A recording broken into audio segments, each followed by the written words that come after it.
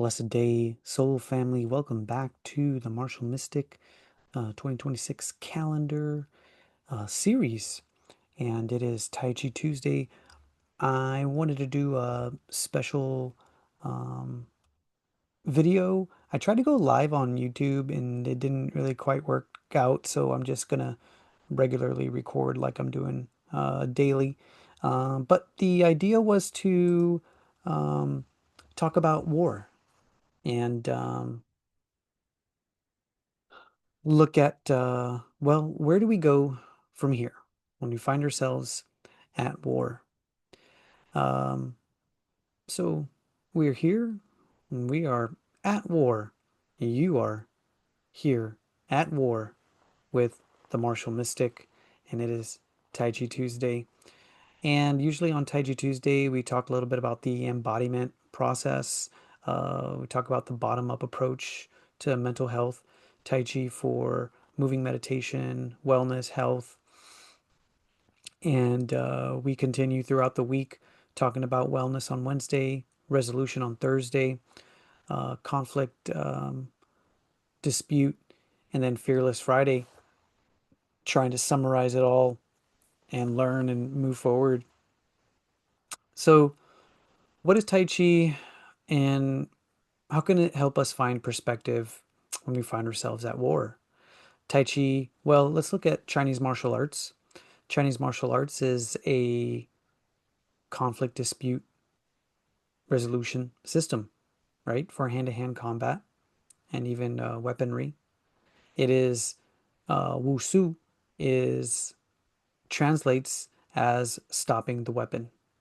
When the weapon or the attack is coming at you, how to stop it, cease it. And so we have the aspect of self defense, right? Ensuring self survival and the survival of family and friends. Um, what else? Well, Taiji Chuan is a Qigong, right? It's a martial Qigong. There's four schools of Qigong. The thing about Taiji Chuan is that the goal for the practitioner is the reunification of the spirit of nature. The spirit of nature is it's the template of the Tai Chi movement. It's the template of Tai Chi meditation, movement in space and time itself. Let's look at that. Let's look at that real quick. How is nature the the template for Tai Chi Chuan? In nature, we find this symbol.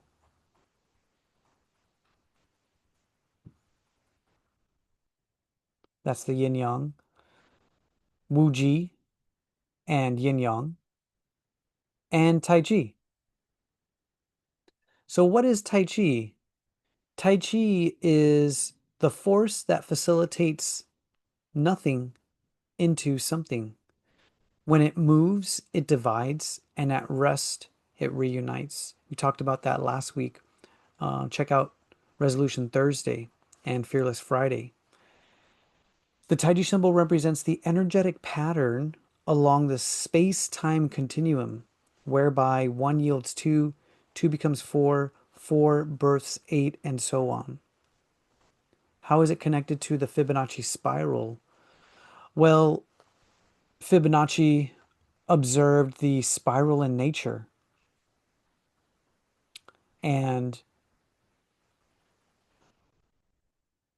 saw that when nature moves or when it expresses itself, it has this characteristic of the spiral. At least it's circular, and so that is important for Tai Chi practitioners. So oftentimes people will think that Yin Yang is Tai Chi, but actually it can't be because Tai Chi is Tai Chi. Yin Yang is Yin Yang. Wu Ji is the mother of yin and yang. And Tai Chi brings about the yin and yang dimension and the 10,000 things. Tai Chi is the piece, the missing piece, if you will, that connects all of the 10,000 things.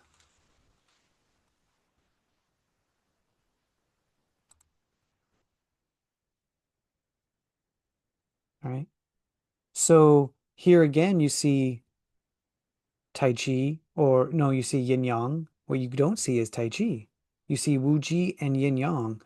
All of the lines there is where the Tai Chi spiral should go. That's where Tai Chi is the movement and the force. Just as when you start your form, you do your first movement, your second movement, or let's just say your legs move and your arms move. But your legs and arms are connected to your body. So even though the legs and the arms are separate in time and space, they're still connected. And in function, they're one. When we have this understanding, we understand that with and through the nature of Tai Chi and the spiral, everything is connected. So, what I've been postulating is also based on Dr. Dan Siegel's work. If the mind isn't limited to the skull, if the self isn't limited to the skin, then that means each of us aren't limited to our individual bodies, and each of us share a common group like entity, if you will.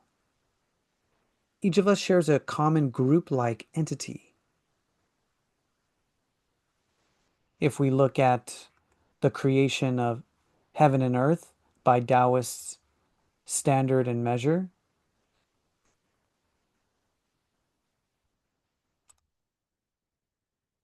and then we see that from the left side, Wu Ji, you start to get the initiation of space and time movement, which comes from the smallest spiral, which circles out until you finally get heaven, earth, and humanity, humankind. These three grand powers that the Chinese scholars. Now, similarly, the 10,000 things and yin yang, the nature of yin yang in this realm is that things continue to divide, things continue to break apart, things continue to split. When there's movement, it Tai Chi divides. At rest, it reunites. This is the birth and the death cycle. Here you see the birth cycle, heaven, man, and earth. Is there a death cycle for heaven, man, and earth? I mean, I guess in theory, in principle, yeah. We all know that, in this body on this planet, in this realm, we have a lifespan. We have a life cycle, a birth and a death cycle. And so when we are at war, we are called to look at the nature of the death cycle, the life and the death cycle, because, well, you just don't know when your time is up. And so this can be psychologically destabilizing. Psychologically destabilizing. Tai Chi also looks at stability, root, balance, and characterizes instability as an urgent situation. The classics tell us when you're in an urgent situation, sink and twist, root down and gather your center, balance, and foundation. When you're on the battlefield, or if you're just lying down at night, or you're sitting to talk to a friend or talk to a meal, talk or have a meal, you just don't know when your cycle is up. and when death is the next moment in time. We can't predict it. We can do our best to slow the aging process down with good wellness practices. We just don't know. And especially when civility has broken down and there's war, then it's hard to predict. So the fear of the unknown can set in. And this can impact mental health. This can impact psychological well being. You can have a yin spirit or a yang spirit. You can rise to the occasion, use it to preserve resilience, or you can clam up, you can clamshell, you can avoid, you can run. And I've never been to war. I've never had to be on a battlefield. I have some idea of competition, self-defense training. Never had to fight for my life. So, as martial arts practitioners, self-defense cultivators, there's technique, there's skill, and then there's the aspects of life and death. As martial artists, we're called to look at aspects of life and death because you are actively practicing, cultivating skill where you can garner the power to take life or nourish life. And so you have to take a look at your morality of mind and your morality of deed. So that's why we have the martial moralities that we use to guide principle and practice, living and being in the world.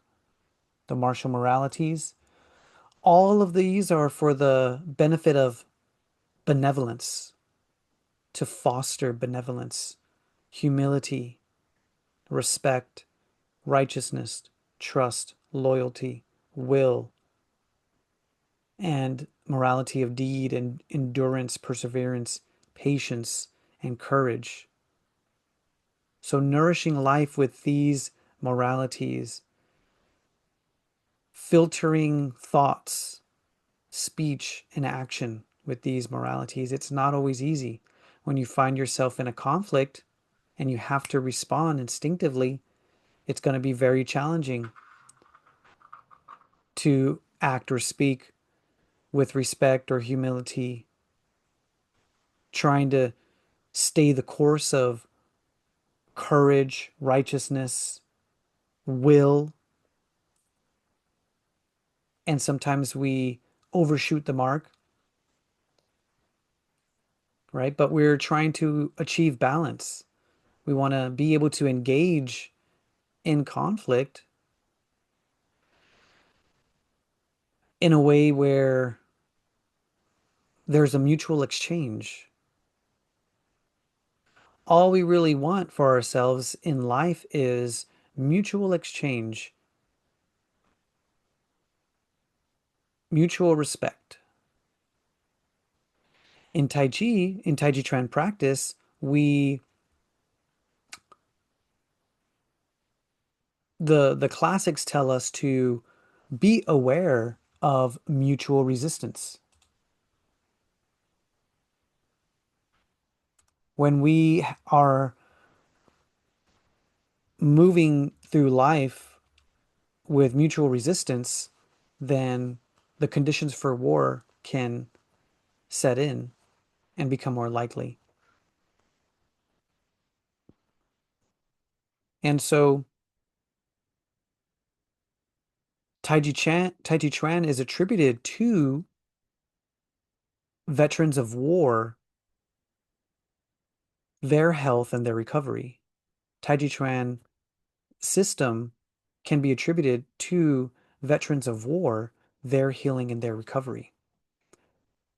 The traumas of war are painstaking and set in and live and can be housed in the memory, in the mind, in the dreams, and in the continued trauma for veterans, right?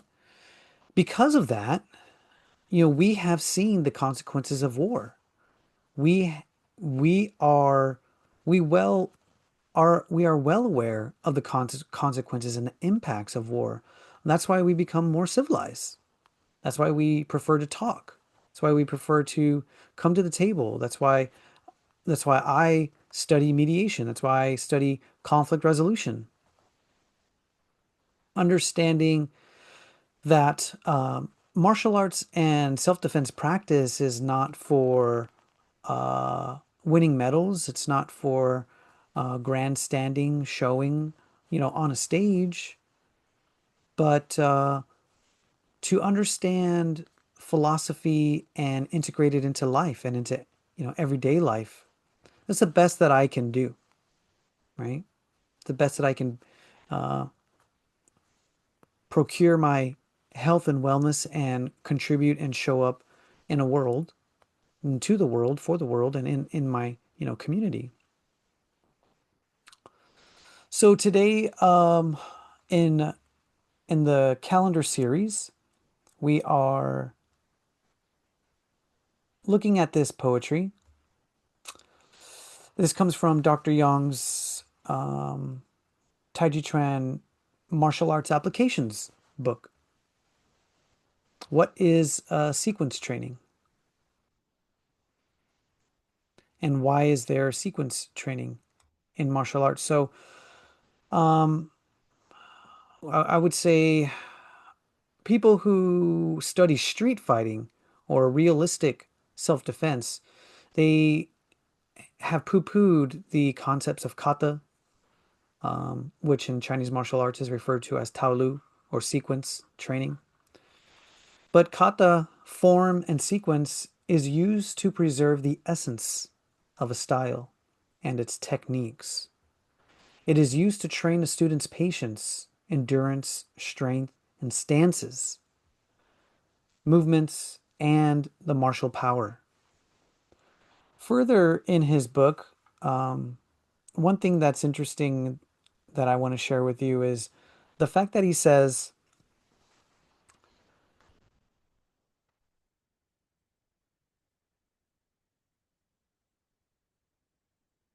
it's like a textbook. It's just like a textbook that's the foundation of your knowledge of a style. So, what you're supposed to do when you have techniques, you are given, you're handed down the movement in a series, in a set, to preserve it. And oftentimes, what we do is we get fixated on the right way and we, try to correct form in every little aspect of the position, the posture, even, the timing and the look, right? And we have to understand the yin and the yang of everything, the pros and the cons, because everybody is different, because every disposition is different. Every person's going to express a technique differently. It's incumbent upon the person to express technique in the way that's authentic and cultivated for them. How do you know when you're thinking, speaking, or acting in a way that's authentic to you? That's why we have the practice of nature gong fu, the gong fu of internal vision. Through contemplative practice, through understanding, reflection, repair, and improvement, you create a style that is of your own. You have the lineage of your teachers and all of those that came before you, so that you have some ancestry, you have roots, and you feel connected. As they have gone and passed to the other side, you have a sense and a connection also to the other side. In a way, your lineage and ancestors are your bridge. to the other side.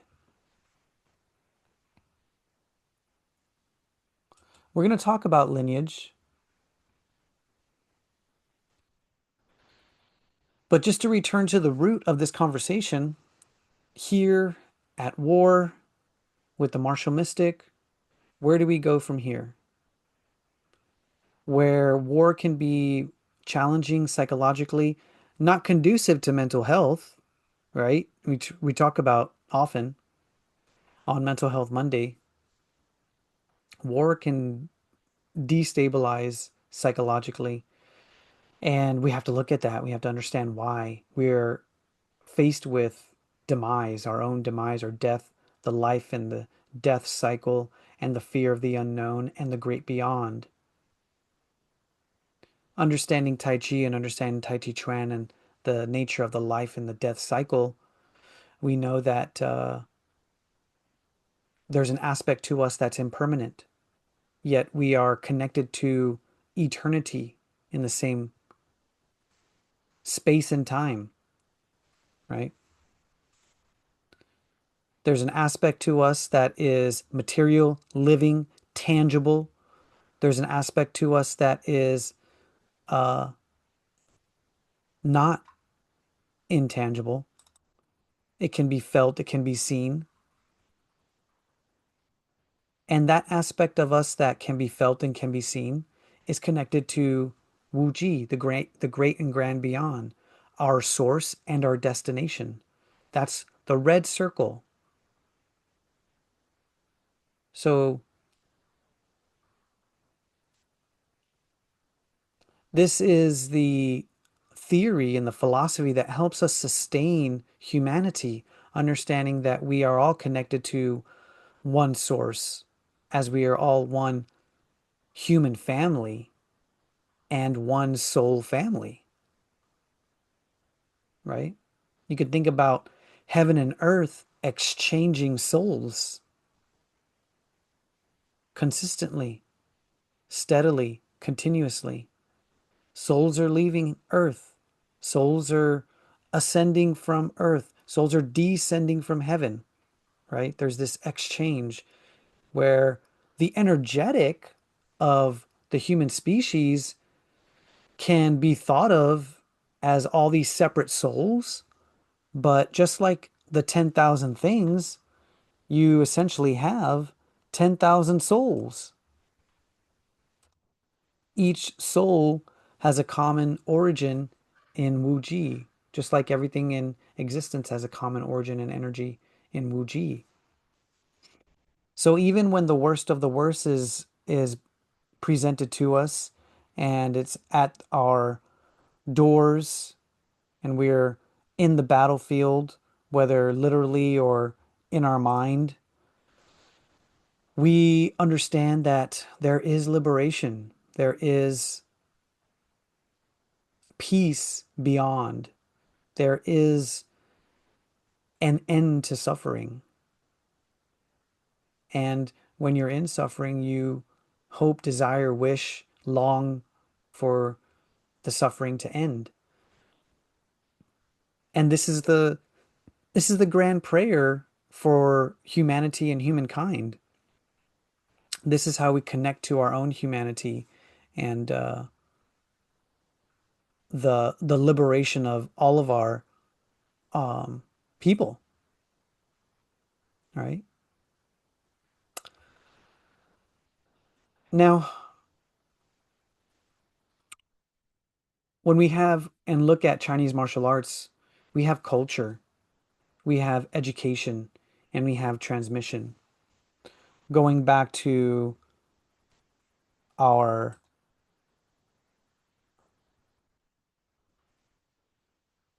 calendar installment for today, a lot of people poo poo on kata technique training, sequence training, but it's an aspect of the preservation of culture and transmission of knowledge, right? And a bridge to your ancestry and lineage. So I wanted to take a second and look at our lineage, my teacher here, Dr. Yang, and these are his grandmasters, or no, these are his masters, my grandmasters. You can find this ymaaboston.com, and you see three images: one Taiji master, one White Crane master, one uh, Long Fist master, all Chinese martial arts styles that my teacher was able to learn. And he often talks about how in ancient times the the teacher Shifu meant and translated to teacher father. You were adopted as a son, and there was no money exchange. You didn't buy classes, you didn't buy knowledge. You were you were brought up and you were supported and you were taught the ways of the culture.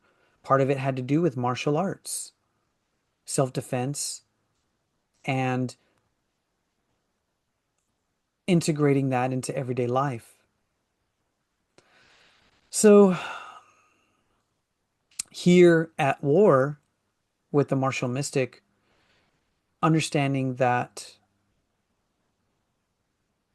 and being faced with our life and death cycle, we want to be reminded of who we are, where we come from. And obviously, I'm also Hispanic and I have my roots, cultural roots in Mexico, indigenous culture, and also Spain, Spanish culture.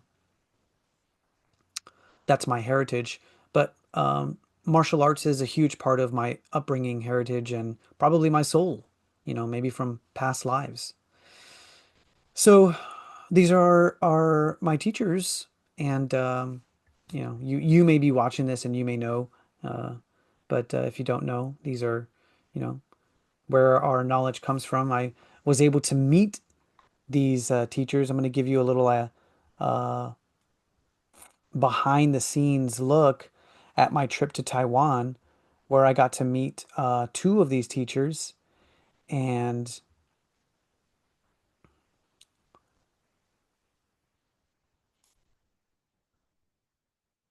we even got to perform. We got to demo and see the stomping grounds of my teacher. I'm here on the edge of the. You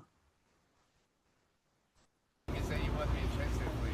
You got some accent, but went to the doctor. The doctor said you need medication. He say, but I'm practicing martial arts. He said, oh, in this case you don't need medication. And from there you can recover.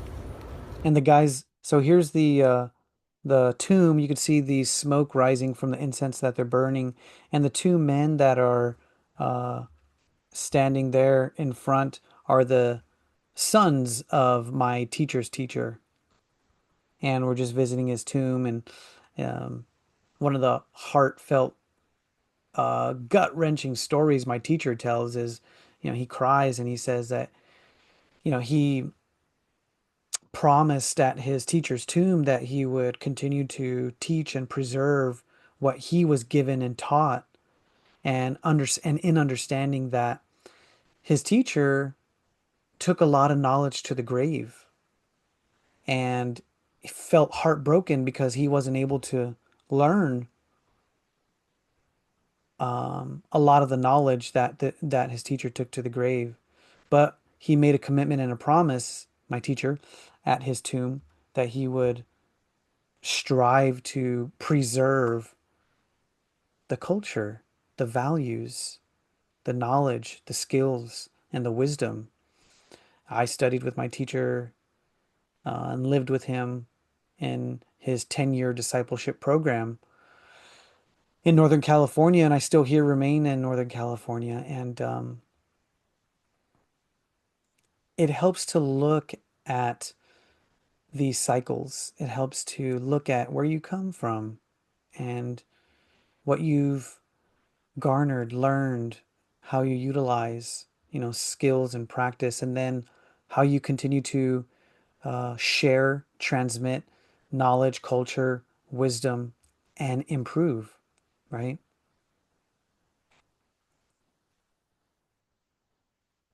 And in looking at this, this connects us to our own humanity, our own heart consciousness, right? Let's see if I'll show you more. So this is in Taipei Park. Um, my partner, my girlfriend, often talks about she wants to normalize Qigong in parks, movement and Taiji practice in parks in the West in the United States. Because in the East, you go to a park and you just see people doing um, practice and all sorts of movement. You have all sorts of teachers and styles in the park sharing the space with one another, understanding that they are part of one healthy um, training and practicing family. That's me, my teacher, and I should I want to pay her some respects and honor to my video production teacher here as well. She passed away 2 years ago. The the two teachers that I met.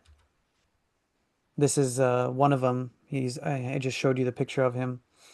I got to meet him and perform for him, but he's recently passed in the last couple years, and so has my other teacher. He's recently passed in the past couple years as well. And we just know this is the nature of life and living, right? This is me performing. I haven't done that in a long time. Here's our teacher, Master Gao, our my grandmaster, Master Gao. Got to meet him, perform for him, and he also recently passed in the last couple years as well. Passed in his sleep. So yeah, it's good to center the heart on who we are, where we come from, and when we're faced with war and with fighting, it's good to connect to the heart, and it's good to understand that while the human species continues to fight itself, we are continuing to evolve and learn and seek balance, and find ways uh, to propagate and contribute to peace on the planet. How do we do that? Right? Um, I'll link below to an essay I just wrote about mediation. How do you know when you're contributing to the peace on the planet? So that's why a lot of us practice martial arts. We don't practice martial arts to, compete and learn money, earn money, but we desire self-cultivation, self-knowledge, and self-improvement, right? And it's incumbent upon all of us to find the way that we improve upon our life and living and our morality of mind and deed so that we can contribute to the peace within our own spheres of influence. How, what techniques do we have and what skills are we perfecting to contribute to the peace within our spheres of influence? This is a question we must ask, right? In contemplation, in meditation, in understanding that civility is uh, is difficult to maintain. What are we doing to, preserve civility? So this is um, this is what we're looking at today in Taiji Tuesday, because with Tai Chi, what we want to do is find harmony, mutual exchange. And this is why I developed, and I wrote this short book, Yin Yang Tai Chi, because I think that Yin Yang Tai Chi is a literal peace movement. We have to learn how to do the movements in solo form, which I guide the reader here. And then we get to a place where we can do the movements in partner form. If peace is a place where two people are sharing space and coexisting, in the same way that mental health can be procured from the bottom up, can peace, harmony, coexistence be procured from the bottom up? That means not necessarily um, having it in the intellect or in the mind or in the emotion, but through the regulation of the body, through some peace practices and movements, we can create the conditions for harmony, coexistence, and just find a place where we can come to the table and continued talks, conversation, and diplomacy. A lot of times people break down, they don't want to come to the table anymore. People want to avoid conflict. And we have to, from a Qigong lens, understand that conflict is an energy that needs to be circulated in a healthy way. Conflict is an energy that needs to be cultivated in a healthy way. And I would postulate it's the opportunity that helps orient us to who we are and what we're here to do. If war can orient us to valuing life, living, then conflict can orient us to valuing one another in a way that we can find harmony and in a way where we can coexist. And I think the Yin Yang Tai Chi, if you're interested, go to yinyangtaichi.org and help me to spread the mission to transcend the divide. And there's some easy movements that you can follow along there. And you can also book a call and a free 30-minute consultation to learn more, understand more, or ask questions. So that is today's installment of Yin Yang Tai Chi with a emphasis on wartime, understanding who we are, where we come from, and how we can continue to propagate and promote peace on the planet. So tell me what you're doing in your own circle and sphere of influence to downregulate nervous systems, procure and contribute to peaceful conversation, and to develop embodiment skills and practices for people to come together, share space, and coexist. Remember to embrace the woo, and until next time, may your chi flow smoothly. Thanks for joining. Tomorrow we'll continue with Wellness Wednesday.